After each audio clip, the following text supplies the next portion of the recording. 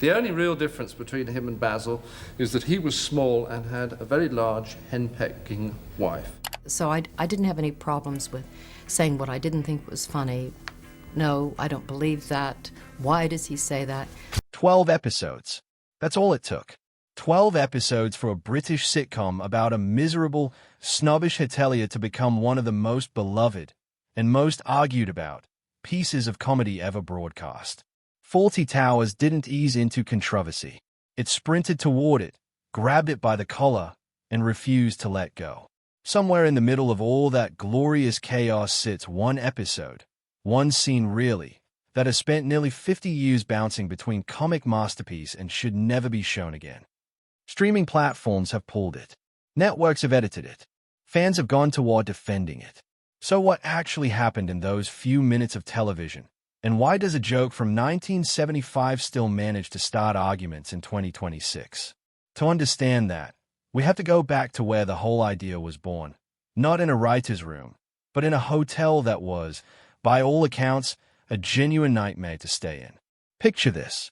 You've just wrapped a long day of filming, you're exhausted, and all you want is a bed and maybe a decent meal. Instead, you check into a hotel run by a man who treats every guest like a potential threat to national security. That was the reality for John Cleese and the rest of the Monty Python team when they rolled into Torquay in 1970 to film location work for Monty Python's Flying Circus. They booked rooms at a modest seaside hotel called the Gleneagles, expecting nothing more than a quiet place to sleep. What they got instead was a masterclass in how not to run a hospitality business, courtesy of the hotel's owner, a man named Donald Sinclair. Sinclair wasn't just a bit brusque or old-fashioned. By the accounts of those who stayed there, he operated on a kind of permanent, low-grade paranoia, as though every guest walking through his doors was secretly plotting against him. Bags left unattended in the lobby weren't lost property to him. There were suspicious devices. Table manners that didn't meet his personal standard weren't a minor quirk. They were a personal affront requiring immediate correction. Complaints weren't opportunities to fix a problem. They were attacks to be repelled. The stories that came out of that stay have become something close to legend among Python fans. A briefcase innocently set down near the entrance was reportedly hurled over a garden wall because Sinclair was convinced it might be an explosive. A guest using cutlery in a way Sinclair personally disapproved of was marched over and lectured on proper etiquette, mid-meal, in front of everyone. For most people, an experience like that would end with a strongly worded complaint to the front desk and a vow never to return. For John Cleese, it ended with a notebook. He watched Sinclair with the fascination of someone who couldn't quite believe what he was seeing, a man so spectacularly unsuited to running a hotel that his behavior looped back around from irritating into oddly hypnotic. Cleese has said in interviews over the years that he found himself unable to look away, cataloging every outburst, every strange overreaction, every moment where Sinclair's anxiety curdled into hostility. It wasn't sympathy exactly, but it wasn't pure mockery either. There was something almost tragic in watching a man so desperately trying to maintain control over a business that seemed to be in a constant state of low-level collapse around him. Years passed before that notebook turned into anything. It wasn't until Cleese sat down with his then-wife and writing partner, Connie Booth, that the character properly took shape. Together they built Basil Fawlty, a hotel owner whose desperate need to appear refined and in control was constantly, spectacularly undone by his own temper, his own snobbery, and his own inability to read a room. The exaggeration was obvious and deliberate. Basil's meltdowns were bigger, louder, and more theatrical than anything the real Sinclair likely produced. But the DNA was unmistakably the same.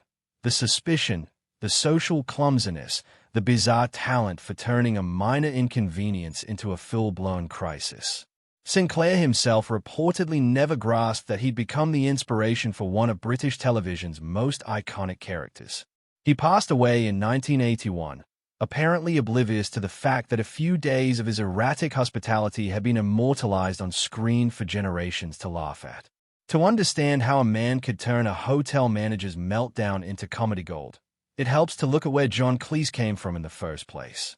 He grew up in Weston-super-Mare, an only child raised by a father who worked in insurance and who, somewhat amusingly given his son's future career, had gone to the trouble of legally changing the family surname from Cheese to Cleese years before John was even born, deciding it sounded a bit more dignified.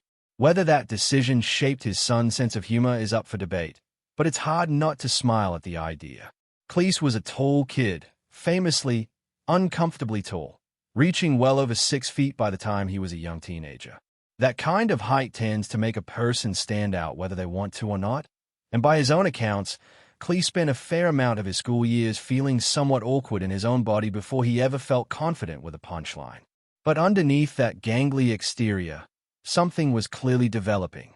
His early schooling nurtured a sharp interest in language and an even sharper eye for the absurdities of everyday human behavior, the kind of eye that would later turn a rude hotelier into a legendary sitcom character.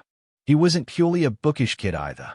Cleese was known to get into a bit of trouble for his own brand of dry, theatrical mischief. One story that's followed him throughout his career involves a prank at his school involving painted footprints, cheekily made to look as though a nearby statue had gotten up and wandered off on its own. It's a small thing, but it says a lot. Even as a teenager, Cleese was drawn to a very particular kind of humor, visual, deadpan, and just a little bit intellectual.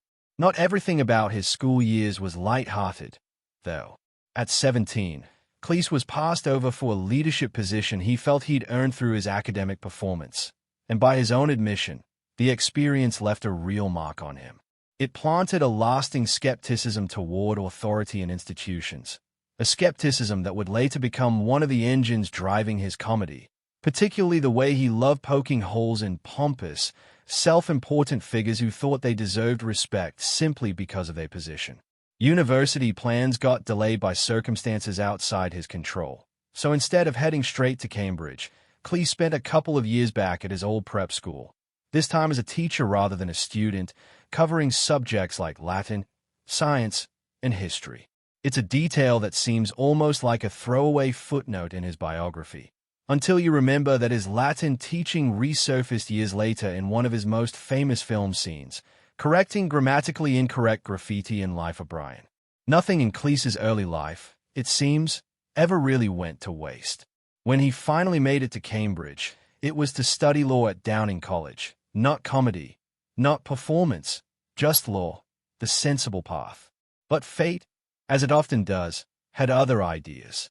At a university fair, representatives from the Footlights Theatrical Club asked if he could sing or dance. His answer, famously blunt, was that if there was anything worse than his dancing, it was his singing.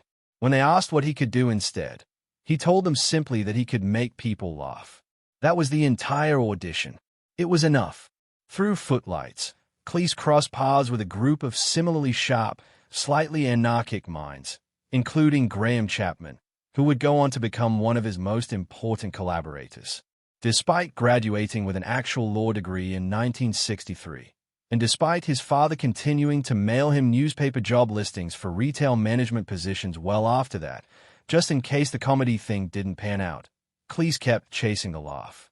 That chase eventually led him through Monty Python's Flying Circus, and from there, thanks to one unforgettable stay at a hotel in Torquay, straight into the character of Basil Fawlty. Fawlty Towers wasn't a solo creation. It was born out of a partnership, specifically, the creative and romantic partnership between John Cleese and Connie Booth, who were married at the time they began writing the show. The two of them took that miserable stay at the Gleneagles and, rather than simply complaining about it and moving on, spun it into something transformative. They sharpened Sinclair's real-life erratic behavior into a fictional hotel owner permanently one bad interaction away from a nervous breakdown, then surrounded him with a cast of characters just as vivid, a sharp-tongued wife who could deflate his ego with a single glance, a level-headed maid who often seemed like the only sane person in the building, and a well-meaning but perpetually confused waiter whose mistranslations and mishaps turned every episode into a slow-building disaster. When Fawlty Towers first aired on the BBC in 1975, it did not receive the warm welcome you might expect for a show now considered a classic. Critics were confused by its frantic pacing and its willingness to let scenes spiral into pure chaos. One review dismissed it outright as a mess. But audiences responded very differently. Viewers connected instantly with Basil's manic energy, his constant, doomed effort to project competence while everything around him fell apart. The show wasn't really about a hotel at all. It was about the exhausting, universal experience of trying to control something that refuses to be controlled and the increasingly desperate lengths a person will go to in order to save face. Despite that growing audience connection, the show's survival wasn't guaranteed. After the first run of 6 episodes, the BBC reportedly considered not bringing it back at all. It was only through repeats and steadily building word of mouth that momentum shifted enough to convince the network to commission a second series. That second batch of episodes didn't arrive until 1979, a full 4 years after the first, bringing the show's entire run to a total of just 12 episodes. 12 episodes to build one of the most enduring legacies in British television history is a remarkable achievement by any measure. And it happened during a period when, behind the scenes, Cleese and Boo's marriage had already come to an end. They finished writing and filming the second series as former spouses rather than husband and wife, choosing to complete what they'd started together even after the relationship that sparked it had run its course. It would be the last time the two of them worked together. But by every account, they closed out the show as professionals, delivering some of its sharpest and most memorable episodes right up to the final curtain. What made Fawlty Towers endure long after its 12 episodes wrapped wasn't just the slapstick, although there was plenty of that. It was the precision underneath the chaos. Every meltdown Basil had, every disaster that unfolded at the front desk, was tightly scripted and meticulously timed, even though it was designed to feel completely out of control. That's a much harder thing to pull off than it looks. Beneath the surface-level farce, the show was quietly exploring ideas about class anxiety, social insecurity, and the particular kind of self-sabotage that comes from desperately wanting to be seen as respectable while being fundamentally unsuited to achieving it. Basil wasn't a villain. He wasn't even really cruel, not in the way that word usually implies. He was a man trapped by his own aspirations, constantly undone by the gap between the refined hotelier he wanted to be and the anxious, snobbish, easily rattled man he actually was. That gap is what made him funny, and it's also what made the show quietly moving in a way its rapid-fire pace didn't always get credit for. The BBC's early hesitation gave way, eventually, to full vindication. By the year 2000, the British Film Institute had named it the greatest British television series ever made, a remarkable turnaround for a show that critics had initially dismissed as incoherent. Decades on, it remains one of the most quoted and referenced sitcoms in the country's history. But the same show that earned that reputation also produced the single episode that continues to generate more debate than any other minute of British comedy. An episode built entirely around the worst possible thing Basil could do while trying desperately not to do it. The episode is called The Germans, and it might be the most argued about half-hour in British sitcom history. The setup itself is almost unbearably tense before a single joke lands. Basil, having suffered a blow to the head and left in a state of dazed, barely coherent confusion, learns that a group of German tourists is about to check into the hotel. Anxious not to cause any offense, he issues one simple instruction to his staff: don't bring up the war. It's a completely reasonable request, and it lasts almost no time at all before Basil himself becomes utterly incapable of following it. What unfolds from there is a spiraling, increasingly unhinged sequence in which Basil, unable to control his own rambling, drags one wartime reference after another into conversation, digs himself deeper with every attempt to recover, and eventually ends up marching through the lobby doing an exaggerated impression of Hitler in front of his mortified guests. It is chaotic, cringe-inducing, and, depending entirely on who you ask, either one of the funniest or one of the most uncomfortable scenes ever broadcast on British television. The reaction split almost immediately down the middle. A large portion of the audience saw exactly what the writers intended. The joke was never about German people. It was about Basil, about his ignorance, his anxiety, his complete inability to read a room, and the particular strain of British awkwardness around World War II that made him spiral in the first place. He wasn't the hero of the scene. He was the punchline, over and over again, undone by his own poor judgment in real time. Viewed that way, The scene works as a fairly sharp piece of satire aimed squarely at British self-consciousness rather than at the actual German guests, who mostly stand there bewildered while Basil humiliates himself. But not everyone read it that way, and it's not hard to understand why. Letters poured into the network. Some viewers found the material simply too raw, arguing that jokes built around the Second World War, no matter how ironic the framing, risked trivializing genuine, painful history. A number of BBC executives reportedly had serious internal discussions about whether the episode should even remain in circulation.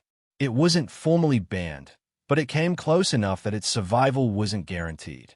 Across the English Channel, opinions in Germany were similarly divided. Some viewers appreciated that the satire was aimed at British attitudes rather than at them and found real humor in watching Basil implode. Others, particularly those with direct family connections to the war, found the slapstick treatment of that era genuinely painful rather than funny, regardless of who the joke was technically aimed at. That argument never really went away. It just changed venues. Decades later, in the age of streaming, the episode got pulled back into the spotlight for an entirely new generation of viewers judging it by a different set of cultural standards. Some platforms removed the episode altogether. Others opted to trim specific lines or moments they considered too risky rather than cutting the whole thing. That, in turn, sparked a completely separate wave of backlash, this time from fans who felt that editing the material amounted to fundamentally misunderstanding the joke. Their argument was straightforward. The show was never punching down at anyone. It was built entirely around exposing Basil's flaws, and softening or removing the scene erased the very point the writers were making about ignorance and self-importance. John Cleese himself never shied away from defending it. He's been vocal over the years in explaining exactly who the joke was aimed at, insisting that satire doesn't have to be comfortable to be effective, and that Basil's meltdown was always meant to highlight British obsessiveness around the war rather than to mock the war itself or the people caught up in it. Basil, in Cleese's framing, was never meant to get away with anything. His plans always collapsed. His attempts at control always backfired spectacularly. That was the entire engine of the show, and the Germans simply pushed that engine to its most extreme, most uncomfortable limit. Even so, it's easy to see why the scene continues to strike such a nerve. Comedy dealing with subject matter as heavy as a global war walks an unusually thin line, and where exactly that line sits tends to shift depending on the decade, the audience, and how close that history feels to the people watching.